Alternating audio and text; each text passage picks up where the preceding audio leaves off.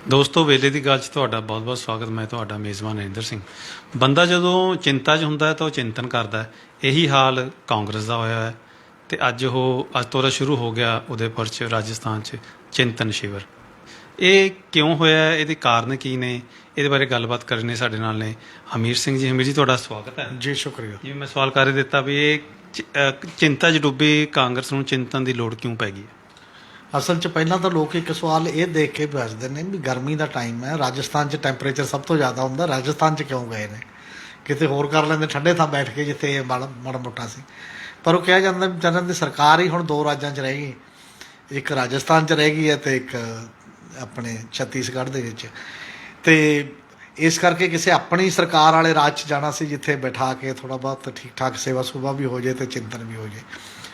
ਇਹ ਬੜੇ ਲੰਮੇ ਸਮੇਂ ਦਾ ਹੀ ਪੈਂਡਿੰਗ ਇਸ਼ੂ ਹੈ ਕਾਂਗਰਸ 'ਤੇ। ਕਾਂਗਰਸ ਦੀ ਲੀਡਰਸ਼ਿਪ 'ਤੇ ਵੀ ਸਵਾਲ ਉੱਠਦੇ ਨੇ, ਬਾਕੀ ਵੀ 2014 ਤੋਂ ਲੈ ਕੇ ਲਗਾਤਾਰ ਜਿਹੜੀਆਂ ਹਾਰਾਂ ਨੇ, ਨਾ ਕੇਵਲ ਲੋਕ ਸਭਾ ਦੀਆਂ 14 ਔਰ 19 ਅਤੇ ਵੱਖ-ਵੱਖ ਸਟੇਟਾਂ ਦੇ ਵਿੱਚ ਵੀ ਲਗਾਤਾਰ ਜਿਹੜੀ ਹਾਰ ਹੈ ਕਾਂਗਰਸ ਦੀ ਕਾਫੀ ਵੱਡੇ ਪੱਧਰ ਦੇ ਉੱਤੇ, ਉਹ ਇਹ ਸਵਾਲ ਪੈਦਾ ਕਰ ਰਹੀ ਹੈ ਵੀ ਕਾਂਗਰਸ ਦਾ ਭਵਿੱਖ ਹੈ ਵੀ ਜਾਂ ਨਹੀਂ।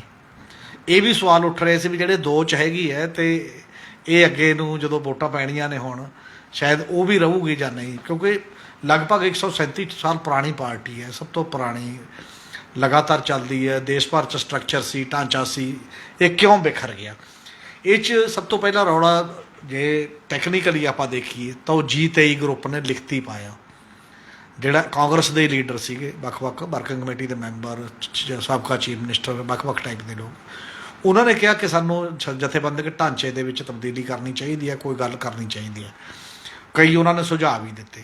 ਫਿਰ ਉਹ ਟਲਦਾ ਗਿਆ, ਕਦੇ ਕਰੋਨਾ ਦੇ ਚੱਕਰ 'ਚ, ਕਦੇ ਕਿਸੇ ਚੱਕਰ 'ਚ। ਇਹ ਵੀ ਕਿਹਾ ਗਿਆ ਕਿ ਉਹ BJP ਦੇ ਹੱਥਾਂ 'ਚ ਖੇਡਦੇ ਨੇ। ਇਹ ਕਈ ਐਲੀਗੇਸ਼ਨ ਲਾ ਕੇ ਉਹਨੂੰ ਲਮਕਾ ਦਿੱਤਾ।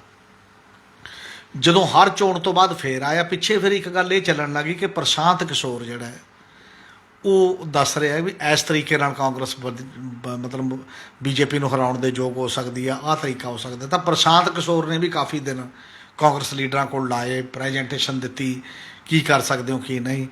ਅਤੇ ਪ੍ਰੈਜੈਂਟੇਸ਼ਨ ਲੈਣ ਤੋਂ ਬਾਅਦ ਉਹਨਾਂ ਨੇ ਕਿਹਾ ਵੀ ਇੱਕ ਅਸੀਂ ਵਿੰਗ ਬਣਾਤਾ ਅਤੇ ਇਹਦੇ 'ਚ ਤੂੰ ਆ ਜਾ। ਉਹ ਨਹੀਂ ਆਇਆ ਅਤੇ ਉਹ ਆਪਣਾ ਅਲੱਗ ਹੁਣ ਕਿਤੇ ਬਿਹਾਰ 'ਚ ਜਾ ਕਿਤੇ ਦੇਖ ਰਿਹਾ।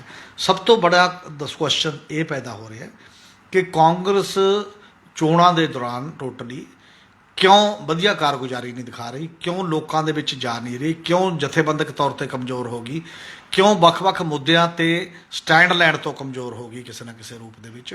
ਇਹ ਕਾਫੀ ਵੱਡੇ ਰੀਜਨ ਸੀ ਜਿਹਦੇ 'ਚ ਇਹਨਾਂ ਨੂੰ ਚਿੰਤਾ ਕਰਦੇ ਕਰਦੇ ਚਿੰਤਨ ਕਰਨਾ ਹੀ ਪੈਣਾ ਸੀ। ਅੱਜ 430 ਬੰਦੇ ਜਿਹੜੇ ਇਹਨਾਂ ਨੇ ਦੇਸ਼ ਪੱਧਰ ਦੇ ਦੇਸ਼ ਭਰ 'ਚੋਂ ਬੁਲਾਏ ਨੇ ਕਿ ਆਹ ਬੰਦੇ ਉਸ ਵਿੱਚ ਸ਼ਾਮਲ ਹੋਣਗੇ। ਉਹਦੇ 'ਚ ਪਹਿਲਾ ਭਾਸ਼ਣ ਦਿੱਤਾ ਹੈ Sonia Gandhi as a working president, ਕਿਉਂਕਿ ਉਦੋਂ ਤੋਂ ਰੈਗੂਲਰ ਪ੍ਰਧਾਨ ਕੋਈ ਨਹੀਂ ਹੈ ਜਦ ਤੋਂ ਰਾਹੁਲ ਗਾਂਧੀ ਨੇ ਛੱਡਿਆ। ਪ੍ਰੈਕਟੀਕਲ ਪ੍ਰਧਾਨਗੀ ਚਾਹੇ ਰਾਹੁਲ ਗਾਂਧੀ ਉਹ ਕਰ ਰਿਹਾ, ਪਰ ਟੈਕਨੀਕਲੀ ਪ੍ਰਧਾਨ ਕੋਈ ਨਹੀਂ ਹੈ। ਉਹਨੇ ਕਿਹਾ 2-3 ਗੱਲਾਂ ਬੜੀਆਂ ਸਟੀਕ ਕਹੀਆਂ ਨੇ ਅੱਜ ਦੇ ਜਿਹੜੇ ਸੈਸ਼ਨ ਦੇ ਵਿੱਚ। ਇੱਕ ਤਾਂ ਉਹ ਇਹ ਕਹਿ ਰਹੀ ਹੈ ਕਿ ਦੇਸ਼ BJP ਜਿੱਧਰ ਨੂੰ ਜਾ ਰਹੀ ਹੈ, ਇਹ ਪੋਲਰਾਈਜੇਸ਼ਨ ਬਹੁਤ ਸੀਰੀਅਸਲੀ, ਉਹਦਾ ਇੱਕੋ ਹੀ ਨਿਸ਼ਾਨਾ ਹੈ ਪੋਲਰਾਈਜ਼ ਕਰਨਾ, ਬਹੁ ਗਿਣਤੀਵਾਦ ਨੂੰ ਆਪਣੇ ਪੱਖ ਦੇ ਵਿੱਚ ਕਰਨਾ। ਘੱਟ ਗਿਣਤੀਆਂ ਦੇ ਉਹਨੇ ਬਰੂਟਲ ਸ਼ਬਦ ਇਸਤੇਮਾਲ ਕੀਤਾ ਕਿ ਬਹੁਤ ਬੇਹੱਦ ਅਤਿਆਚਾਰ ਜਿਹੜੇ ਨੇ, ਘਿਨਾਉਣੇ ਅਤਿਆਚਾਰ ਜਿਹੜੇ ਉਹ ਕੀਤੇ ਜਾ ਰਹੇ ਨੇ, ਅਤੇ ਇਹਦੇ ਖਿਲਾਫ ਦੇਸ਼ ਦੇ ਵਿੱਚ ਇੱਕ ਸਟੈਂਡ ਲੈਣਾ ਅਪਰੋਚ ਦੇ ਤੌਰ 'ਤੇ ਬਹੁਤ ਜ਼ਰੂਰੀ ਹੈ। ਮੈਨੂੰ ਲੱਗਦਾ ਇੰਨੇ ਕੰਕਰੀਟ ਤਰੀਕੇ ਦੇ ਨਾਲ ਸ਼ਾਇਦ ਕਾਫੀ ਲੰਬੇ ਸਮੇਂ ਬਾਅਦ ਕਾਂਗਰਸ ਨੇ ਸਟੈਂਡ ਲਿਆ, ਕਿਉਂਕਿ ਕਾਂਗਰਸ ਵੀ ਡਰਦੀ ਰਹਿੰਦੀ ਹੈ ਕਿ ਹਿੰਦੂ ਵੋਟ ਨਾ ਟੁੱਟ ਜੇ ਜਾਂ ਬਾਕੀ ਵੋਟ ਨਾ ਟੁੱਟ ਜੇ, ਇਹੋ ਜਿਹਾ ਕੁਛ ਚੀਜ਼ਾਂ ਨਾ ਹੋ ਜਾਣ। ਦੂਜੀ ਉਹਨੇ ਇਹ ਵੀ ਕਿਹਾ ਕਿ ਇਹ ਨੀਡ ਆਫ ਦੀ ਆਵਰ ਹੈ ਹੁਣ ਸਾਡੇ ਜਥੇਬੰਦਕ ਢਾਂਚੇ 'ਚ ਤਬਦੀਲੀ ਕਰਨਾ। ਜੇ ਜਥੇਬੰਦੀ ਮਜ਼ਬੂਤ ਨਹੀਂ ਹੋਏਗੀ, ਜਥੇਬੰਦਕ ਢਾਂਚਾ ਬਿਹਤਰ ਨਹੀਂ ਬਣਦਾ, ਤਾਂ ਵੀ ਲੜਾਈ ਜਿਹੜੀ ਆ ਉਸ ਪੱਧਰ ਦੇ ਉੱਤੇ ਨਹੀਂ ਲੜੀ ਜਾ ਸਕਦੀ। ਇਹ ਇਨੀਸ਼ੀਅਲ ਸ਼ਬਦ ਨੇ ਉਹਦੇ। ਹੁਣ ਇਸ ਡਾਇਰੈਕਸ਼ਨ 'ਚ ਉਹਨਾਂ ਨੇ ਚਰਚਾ ਕਰਨੀ ਹੈ। ਚਿੰਤਨ ਸ਼ਿਵਰ ਜਿਹਨੂੰ ਕਹਿੰਦੇ ਨੇ ਵੀ ਚਿੰਤਨ ਮੰਥਨ ਕਰਨਾ ਹੈ ਜਾਂ ਜੋ ਵੀ ਤਰੀਕਾ ਕਰਨਾ ਹੈ, ਇਹਦੇ 'ਤੇ ਕੀ ਨਿਕਲ ਕੇ ਸਾਹਮਣੇ ਆਉਂਦਾ ਹੈ, ਕਿੰਨਾ ਕੁ ਢਾਂਚਾਗਤ ਫੈਸਲੇ ਹੁੰਦੇ ਨੇ, ਕਿੰਨੇ ਕੁ ਅਪਰੋਚ ਲੈਵਲ ਦੇ ਫੈਸਲੇ ਹੁੰਦੇ ਨੇ, ਪਤਾ ਉਦੋਂ ਬਾਅਦ ਲੱਗਣਾ। ਉਦੋਂ ਪਹਿਲਾਂ ਹਜੇ ਮੇਰਾ ਖਿਆਲ ਆ ਅਜੇ ਤਾਂ ਇੰਨਾ ਹੀ ਲੋਕ ਕਹਿ ਰਹੇ ਨੇ, ਕਾਂਗਰਸੀ ਵੀ ਖੁਸ਼ ਨੇ ਵੀ ਚਲੋ ਅਸੀਂ ਬੈਠ ਕੇ ਕੋਈ ਸੋਚਣ ਲੱਗੇ ਹਾਂ, ਬੜੇ ਲੰਮੇ ਸਮੇਂ ਬਾਅਦ ਇੰਨਾ ਗੰਭੀਰਤਾ ਨਾਲ ਸੋਚਣ ਲੱਗੇ ਹਾਂ। ਅਤੇ ਇਹ ਤੋਂ ਬਾਅਦ ਹੁਣ ਜੋ ਨਤੀਜੇ ਸਾਹਮਣੇ ਆਉਣਗੇ ਉਹ ਤਾਂ ਮੇਰੇ ਖਿਆਲ 15 ਤਰੀਕ ਤੱਕ ਹੀ ਆਉਣਗੇ। 2-3 ਦਾ ਜਿਹੜਾ ਸੈਸ਼ਨ ਚੱਲ ਰਿਹਾ ਹੈ। ਅਮਿਤ ਜੀ ਅੱਜ ਇੱਕ ਉਹਨਾਂ ਨੇ ਇੱਕ ਜਿਹੜੀ ਪੋਲਰਾਈਜੇਸ਼ਨ ਦੀ ਗੱਲ ਕੀਤੀ ਹੈ ਜਾਂ ਹੋਰ ਉਹਨਾਂ ਨੇ ਇੱਕ ਬੜੀ ਖਾਸ ਗੱਲ ਕੀਤੀ ਜਿਹੜੀ ਆਮ ਲੋਕਾਂ ਨਾਲ ਜੁੜੀ ਹੋਈ ਹੈ। ਉਹ ਕਹੀ ਹੈ ਵੀ ਜਿਹੜੇ ਲੀਡਰ ਨੇ ਉਹ ਆਪਣਾ ਨਿੱਜ ਛੱਡ ਕੇ ਯਾਨੀ ਕਿ ਲਾਲਚ ਛੱਡ ਕੇ ਜੋ ਐਲੀਗੇਸ਼ਨ ਲੱਗਦੇ ਆ ਚਾਹੇ ਯੂਪੀਏ ਗਵਰਨਮੈਂਟ ਸੀ ਉਹਦਾ ਮੇਨ ਬੀਜੇਪੀ ਦੇ ਸੱਤਾ 'ਚ ਆਉਣ ਦਾ ਕਾਰਨ ਉਹ ਸਾਈਡਲਾਈਨ ਕਰਨ ਦੀ ਕੋਈ ਪਾਲਿਸੀ ਬਣਾਈ ਜਾਊਗੀ ਕਿ ਇਹੀ ਗੱਲਾਂ ਨਾਲ ਹੀ ਕਾਂਗਰਸ ਨੂੰ ਅੱਗੇ ਲੈ ਕੇ ਜਾਣ ਦੀ ਤਿਆਰੀ ਹੈ। ਉਹ ਤਿੰਨ ਚਾਰ ਗੱਲਾਂ ਤੇ ਚਰਚਾ ਕਰ ਰਹੇ ਨੇ, ਚਾਰ ਪੰਜ ਗੱਲਾਂ ਤਾਂ ਮੋਟੀਆਂ ਤੇ ਚਰਚਾ ਕਰ ਰਹੇ ਨੇ। ਸਭ ਕਿ ਬੰਦਾ ਅੱਜ ਆਉਂਦਾ ਹੈ ਉਹਨੂੰ ਤੀਜੇ ਦਿਨ ਪ੍ਰਧਾਨ ਲਾ ਦਿੰਦੇ ਹੋ, ਉਹਨੂੰ ਜਦੇ ਬਹੁਤ ਨੇੜੇ ਚੱਕ ਕੇ ਚੀਫ ਮਿਨਿਸਟਰ ਦਾ ਕੈਂਡੀਡੇਟ। ਇੱਕ ਬੰਦਾ ਕਹਿੰਦਾ ਮੈਂ 20 ਸਾਲ ਦਾ ਟਕਰਾ ਮਾਰਦਾ, ਮੈਨੂੰ ਤੁਸੀਂ ਕੁਛ ਕਰ ਨਹੀਂ ਰਹੇ। ਇੱਕ ਤਾਂ ਇਹ ਕਿ ਕੀ ਇਲੈਕਟਡ ਬਾਡੀ 'ਚ ਹੁਣ, ਦੂਜਾ ਇਹ ਹੈ ਕਿ ਸਟੇਟ ਦੀਆਂ ਜਿਹੜੀਆਂ ਇਕਾਈਆਂ ਹੋਣਗੀਆਂ ਉਸ ਕਾਂਗਰਸ ਪਾਰਟੀ ਦੀਆਂ, ਉਹਨਾਂ ਦਾ ਵਜੂਦ ਕਾਇਮ ਰੱਖਣ ਲਈ ਉਹਨਾਂ ਨੂੰ ਅਧਿਕਾਰ ਆਪੋ ਆਪਣੇ ਕਿੰਨੀ ਕੁ ਖੁਦਮੁਖਤਿਆਰੀ ਚਾਹੀਦੀ ਹੈ, ਜਾਂ ਉਹ ਅਜੇ ਸੈਂਟਰ ਦੇ ਗੁਲਾਮ ਦੀ ਤਰ੍ਹਾਂ ਕੰਮ ਕਰਨਗੇ। ਇਹ ਬਹੁਤ ਵੱਡਾ ਕੁਐਸਚਨ ਹੈ ਕਾਂਗਰਸ ਦੇ ਢਾਂਚੇ ਦੇ ਵਿੱਚ, ਕਿਉਂਕਿ ਪਿਛਲੇ ਸਮੇਂ ਤੋਂ ਹਾਈ ਕਮਾਂਡ ਕਈ ਵਾਰ ਇੰਨੀ ਮਜ਼ਬੂਤ ਹੋ ਗਈ ਸੀ ਪਿੱਛੇ, ਉਹ ਸਟੇਟ ਦੀਆਂ ਲੀਡਰਸ਼ਿਪ ਨੂੰ ਐ ਪੱਤਿਆਂ ਵਾਂਗ ਤਾਂ ਅੱਜ ਦੇ ਪੱਤਿਆਂ ਵਾਂਗ ਬਦਲਦੀ, ਤਾਂ ਫਿਰ ਕਿਸੇ ਲੀਡਰ ਦਾ ਕੱਦ ਹੀ ਨਹੀਂ ਸੀ ਵੱਧਦਾ। ਉਹ ਇੰਨੀ ਕਮਜ਼ੋਰ ਹੋ ਗਈ ਹੁਣ ਚੱਲਦੇ ਚੱਲਦੇ ਸਟੇਟਾਂ 'ਚ ਲੀਡਰ ਹੀ ਨਹੀਂ ਲੱਭ ਰਹੇ ਜਿਹੜੇ ਸਟੈਂਡ ਕਰ ਸਕਣ ਕਿ ਚੋਣਾਂ ਜਿੱਤਵਾ ਸਕਣ ਜਾਂ ਕੋਈ ਗੱਲ ਕਰ ਸਕਣ। ਤੇ ਇੱਕ ਹੋਰ ਗੱਲ ਤੇ ਉਹ ਚਰਚਾ ਕਰ ਰਹੇ ਨੇ ਕਿ ਇੱਕ ਕਾਂਗਰਸ ਦੇ ਇਹ ਦੋਸ਼ ਲੱਗਦਾ ਲਗਾਤਾਰ ਕਿ ਉਹਦੀ ਜਿਹੜੀ ਫੈਸਲਾ ਕੁਨ ਤਾਕਤ ਹੈ ਜਾਂ ਬਾਡੀ ਹੈ, ਉਹਦੇ 'ਚ ਉਹ ਬੰਦੇ ਲਗਾਤਾਰ ਬੈਠੇ ਹੋਏ ਨੇ 40-50 ਸਾਲਾਂ ਤੋਂ ਜਿਹੜੇ ਕਦੇ ਚੋਣ ਨਹੀਂ ਲੜੇ, ਜਿਹੜੇ ਰਾਜ ਸਭਾ ਦੇ ਵਿੱਚ ਹੀ ਜਾਂਦੇ ਨੇ ਤੇ ਉੱਥੇ ਹੀ ਬੈਠੇ ਰਹਿੰਦੇ ਨੇ, ਫੈਸਲਾ ਉਹ ਕਰਦੇ ਨੇ ਅਸਲ 'ਚ। ਹੁਣ ਇਹ ਫੈਸਲੇ ਦੇ ਵਿੱਚ ਇੱਕ ਡਿਸਕਸ ਹੋ ਰਹੀ ਹੈ ਕਿ ਰਾਜ ਸਭਾ ਮੈਂਬਰ ਬਣਨ ਲਈ ਵੀ 2 ਜਾਂ 3 ਟਰਮਾਂ, 2 ਰੱਖਣੀਆਂ ਨੇ ਜਾਂ 3, ਇਦੋਂ ਵੱਧ ਨਹੀਂ ਹੋਣੀ ਚਾਹੀਦਾ ਵੀ ਕੰਟੀਨਿਊ ਬੰਦਾ 10 ਵਾਰ ਰਾਜ ਸਭਾ, 5 ਵਾਰ 6 ਵਾਰ ਲਗਾਤਾਰ ਰਾਜ ਸਭਾ 'ਚ ਹੀ ਰਹਿੰਦਾ, ਤਾਂ ਕਿ ਦੂਜਿਆਂ ਨੂੰ ਵੀ ਵਾਰੀ ਮਿਲੇ, ਨਵਿਆਂ ਨੂੰ ਵਾਰੀ ਮਿਲੇ ਕਿਸੇ ਨਾ ਕਿਸੇ ਤਰੀਕੇ ਦੀ। ਇੱਕ ਹੋਰ ਗੱਲ ਜਿਹੜੀ ਉਹਦੇ 'ਚ ਡਿਸਕਸ ਹੋ ਰਹੀ ਹੈ ਮਤਲਬ ਇਸੇ ਮਾਮਲੇ 'ਚ ਕਿ ਜਿਹੜੀਆਂ ਟਿਕਟਾਂ ਨੇ, ਕਾਂਗਰਸ ਤੇ ਪਰਿਵਾਰਵਾਦ ਦਾ ਬਹੁਤ ਵੱਡਾ ਦੋਸ਼ ਲੱਗਦਾ ਹਰ ਕਿਤੇ, ਚਾਹੇ ਉਹ ਖੇਤਰੀ ਪੱਧਰ 'ਤੇ, ਉੱਪਰ ਤਾਂ ਨਹਿਰੂ ਪਰਿਵਾਰ ਹੈ ਹੀ ਹੈ, ਹੇਠਾਂ ਸਟੇਟਾਂ ਦੇ ਵਿੱਚ ਵੀ ਲਗਭਗ ਪਰਿਵਾਰ ਨੇ, ਹੁੱਡਾ ਪਰਿਵਾਰ ਹੈ, ਅਮਰਿੰਦਰ ਪਰਿਵਾਰ ਸੀ, ਬਾਕੀ ਜਿੰਨੇ ਵੀ ਪਰਿਵਾਰ ਬਾਕੀ ਸੀਗੇ, ਕਿ ਇੱਕ ਪਰਿਵਾਰ ਨੂੰ ਇੱਕ ਟਿਕਟ। ਪਹਿਲਾਂ ਵੀ ਇੱਕ ਅੱਧੀ ਵਾਰੀ ਇਹਨਾਂ ਨੇ ਕੀਤਾ ਸੀ ਪਰ ਉਹ ਇੰਪਲੀਮੈਂਟ ਨਹੀਂ ਹੋਇਆ, ਕਿ ਇਹਨੂੰ ਸੀਰੀਅਸਲੀ ਕੰਸੀਡਰ ਕੀਤਾ ਜਾਏ, ਇੱਕ ਪਰਿਵਾਰ ਲਈ ਇੱਕ ਟਿਕਟ ਦਾ ਫਾਰਮੂਲਾ ਲਾਇਆ ਜਾਏ ਤੇ ਉਹ ਫਾਰਮੂਲੇ ਦੇ ਆਧਾਰ ਦੇ ਉੱਤੇ, ਤਾਂ ਕਿ ਸਾਰੇ ਨਵੇਂ ਫਿਰ ਪਰਿਵਾਰਵਾਦ ਦਾ ਦੋਸ਼ ਨਹੀਂ ਲੱਗੇਗਾ। ਪਰ ਉਹਦੇ 'ਚ ਵੀਕਨੈਸ ਨਵੀਂ ਇੱਕ ਕਹਿੰਦੇ ਨੇ ਇਹਦੇ ਨਾਲ ਹੀ ਪਾ ਦਿੱਤੀ ਗਈ ਹੈ ਜਿਹੜੀ ਪ੍ਰਪੋਜ਼ਲ ਹੈ ਕਿ ਗਾਂਧੀ ਪਰਿਵਾਰ ਨੂੰ ਇੱਕ ਪਰਿਵਾਰ 'ਚੋਂ ਇੱਕ ਦੇ ਤੋਂ ਛੂਟ ਦੇ ਦਿੱਤੀ ਜਾਏ। ਜਦ ਤੁਸੀਂ ਇੱਕ ਜਗ੍ਹਾ ਛੂਟ ਦਿੰਦੇ ਹੋ ਤਾਂ ਉਹਦੇ ਨਾਲ ਵੀਕਨੈਸ ਜਾਂ ਕਮਜ਼ੋਰੀ ਉੱਪਰਨੀ ਸੁਭਾਵਿਕ ਹੈ, ਮਤਲਬ ਜੇਕਰ, ਪਰ ਉਹ ਕਿੰਨਾ ਲੈਂਦੇ ਨੇ ਆਪ ਜਾਂ ਨਹੀਂ ਲੈਂਦੇ ਇਹ ਇੱਕ ਅਲੱਗ ਸਵਾਲ ਹੈ। ਇੱਕ ਹੋਰ ਬਹੁਤ ਵੱਡਾ ਕੁਐਸਚਨ ਇਹ ਹੈ ਕਿ ਉਮਰ ਦਾ ਲਿਹਾਜ਼ ਦੇ ਨਾਲ, ਕਿ ਕਿੰਨੀ ਉਮਰ ਦੇ ਬੰਦੇ ਰਹਿਣੇ ਚਾਹੀਦੇ ਨੇ ਜਾਂ ਚੋਣ ਲੜਨ ਦੇ ਲਈ ਜਾਂ ਪਾਰਟੀ ਪ੍ਰਧਾਨ ਬਣਨ ਦੇ ਲਈ, ਜਾਂ ਕਿੰਨਾ, ਜਿਵੇਂ ਬੀਜੇਪੀ ਨੇ ਪਿੱਛੇ ਆਪਣਾ 70 ਸਾਲ ਕੀਤਾ ਹੋਇਆ, ਉਹ ਅਲੱਗ ਗੱਲ ਹੈ ਕਿ ਜੇ ਵੱਡਾ ਲੀਡਰ ਅੱਗੇ ਵੱਧ ਜਾਂਦਾ ਤਾਂ ਉਹ ਹੋਰ ਵਧਾ ਲੈਂਦੇ ਨੇ। ਹੁਣ ਜੇਕਰ ਇਹ 70 ਸਾਲ ਰੱਖਦੇ ਨੇ, 75 ਸਾਲ ਰੱਖਦੇ ਨੇ, ਕਿੰਨੇ ਸਾਲ ਰੱਖਦੇ ਨੇ, ਤਾਂ ਉਹ 'ਤੇ ਡਿਪੈਂਡ ਕਰੂਗਾ। 70 ਸਾਲ ਰੱਖਦੇ ਨੇ ਤਾਂ ਸੋਨੀਆ ਗਾਂਧੀ ਪ੍ਰੈਜ਼ੀਡੈਂਟ ਨਹੀਂ ਬਣੇਗੀ, ਮਤਲਬ 75 ਦੀ ਹੋ ਗਈ ਹੈ, ਤੇ ਬਾਕੀ ਕਿੰਨੇ ਨੇ।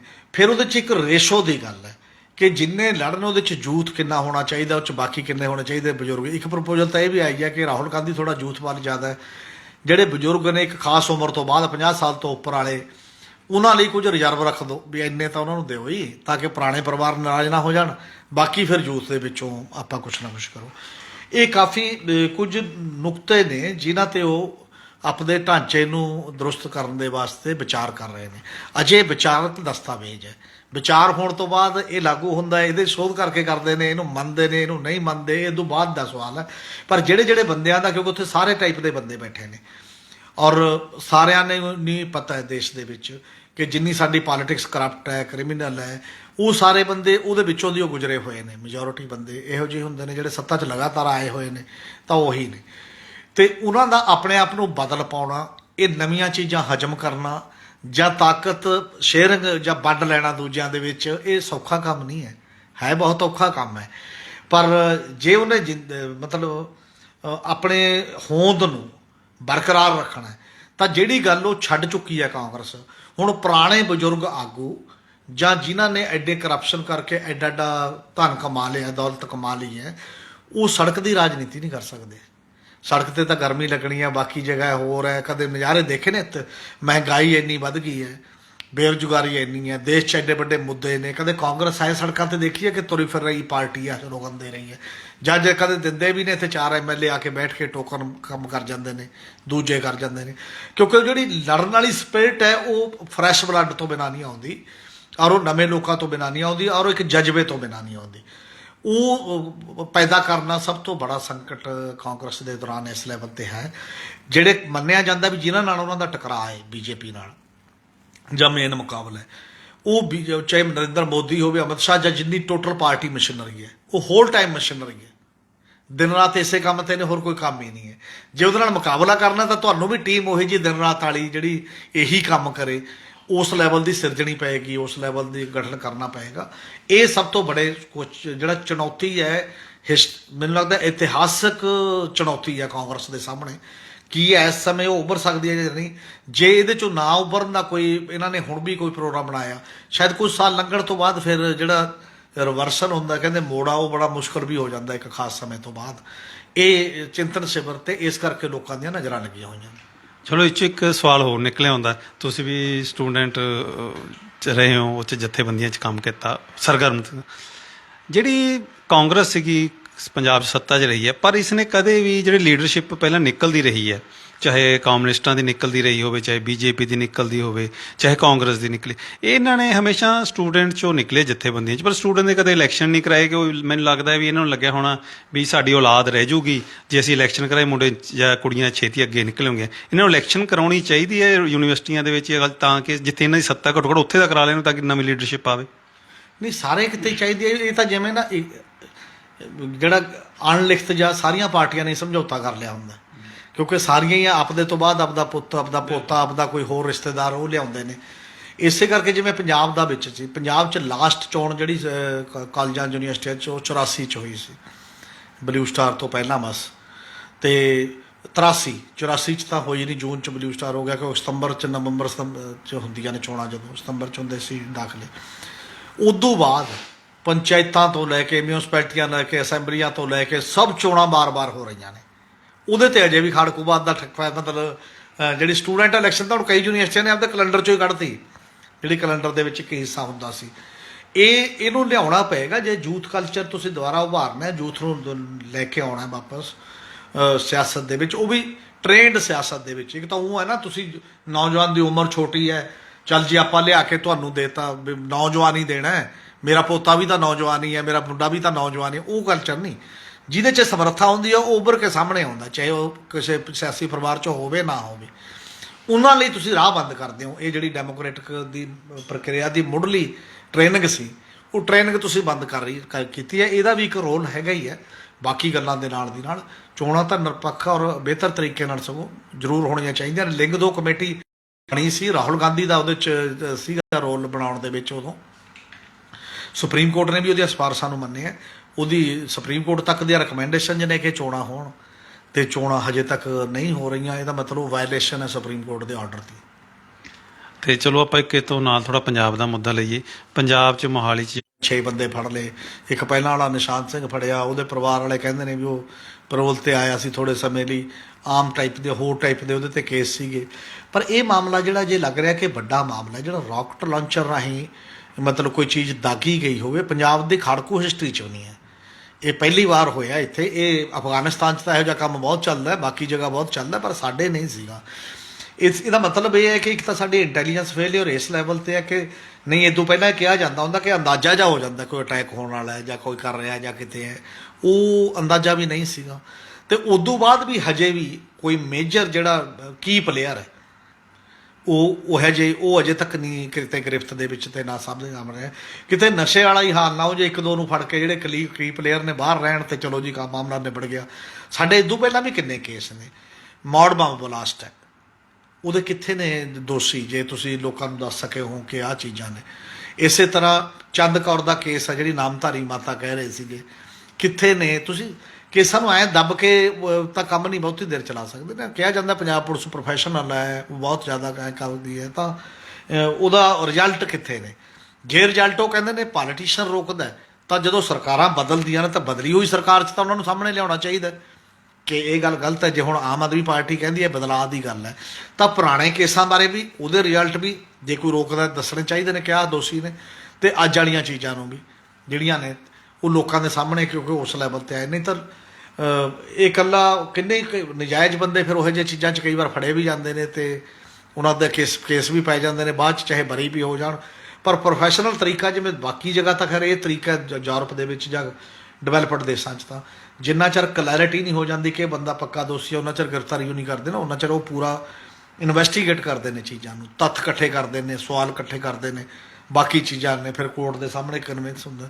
ਸਾਡੇ ਪੁਲਿਸ ਥੋੜਾ ਜਿਹਾ ਐਂ ਬੰਦੇ ਫੜੋ ਤੇ ਉਹਨੂੰ ਕੁੱਟੋ ਕਾਟੋ ਤੇ 2 ਬੰਦਿਆਂ ਦਾ ਨਾਂ ਤਾਂ ਲਊਗਾ ਹੀ, ਬਾਕੀ ਦਾ ਲਊ। ਸਾਡੇ ਵਤੀਰਾ ਹੋਰ ਹੈ ਥੋੜਾ ਜਿਹਾ ਪੁਲਿਸ ਦਾ ਗੱਲ ਕਰਨ ਦੇ ਵਿੱਚ, ਪਰ ਅਜੇ ਤੱਕ ਮੈਨੂੰ ਨਹੀਂ ਲੱਗਦਾ ਕਿ ਬਹੁਤ ਕਲੀਅਰਲੀ ਕੋਈ ਪੁਲਿਸ ਕਿਸੇ ਨਤੀਜੇ ਤੇ ਪਹੁੰਚੀ ਹੈ ਕਿ ਹੈ ਕੌਣ, ਕਿ ਹੈ ਕਿ ਉਹ ਕਿਸੇ ਨੇ ਜ਼ਿੰਮੇਵਾਰੀ ਵੀ ਲੈ ਲਈ ਹੈ, ਮਤਲਬ ਉਹ ਜ਼ਿੰਮੇਵਾਰੀ ਵੀ ਫੇਕ ਲੈ ਰਿਹਾ ਜਾਂ ਰੀਅਲ ਜ਼ਿੰਮੇਵਾਰੀ ਹੈ, ਇਹ ਵੀ ਤਾਂ ਗੱਲ ਤਸਦੀਕ ਕਰਨੀ ਪਊ। ਕੱਲ੍ਹ ਨੂੰ ਕੋਈ ਵੀ ਲੈ ਲੂਗਾ। ਇੱਥੇ ਕਿੰਨੀਆਂ ਜਥੇਬੰਦੀਆਂ ਪਹਿਲਾਂ ਇਹੋ ਜਿਹੀਆਂ ਹੋ ਗਈਆਂ ਸੀ, ਜਿਹੜੇ ਇੱਕ ਨੇ ਤਾਂ ਖੰਨੇ ਦੇ ਨਜ਼ਦੀਕ ਦੀ ਹੈਲੀਕਾਪਟਰ ਜਾਂਦਾ ਸੀ, ਉਹਨੇ ਵੀ ਜ਼ਿੰਮੇਵਾਰੀ ਲੈ ਲਈ। ਬਾਅਦ ਦੇ ਵਿੱਚ ਇਹ ਆਇਆ ਵੀ ਭਾਈ ਉਹਨਾਂ ਕੋਲ ਇਹੋ ਜਿਹਾ ਕੋਈ ਹਥਿਆਰ ਨਹੀਂ ਹੈ ਜਿਹੜਾ ਐਡੇ ਉੱਚੇ ਜਾਂਦੇ ਉਹਨੂੰ ਉਤਾਰ ਸਕੇ, ਇਹ ਕਿਸੇ ਹੋਰ ਤਰੀਕੇ ਨਾਲ ਮਤਲਬ ਡਿੱਗਿਆ ਜਾਂ ਕੋਈ ਗੱਲ ਹੋਈ ਹੈ। ਇਸ ਲਈ ਕਈ ਵਾਰ ਜ਼ਿੰਮੇਵਾਰੀਆਂ ਐਂ ਵੀ ਲਈਆਂ ਜਾਂਦੀਆਂ ਨੇ, ਉਹਦੀ ਵੀ ਤਫਤੀਸ਼ ਕਰਨੀ ਹੁੰਦੀ ਹੈ ਉਹਨੂੰ ਵੀ, ਨਹੀਂ ਤਾਂ ਬੰਦਾ ਐਵੇਂ ਨਾਮ ਮਿਲਦਾ ਵਾਧੂਗਾ ਵੀ ਹਾਂ ਦੇਖੋ ਜੀ ਕਿੱਡੀ ਵੱਡੀ ਗੱਲ ਕਰਤੀ ਤੇ ਫੜੀ ਨਹੀਂ ਗਈ ਜੇ ਉਹ।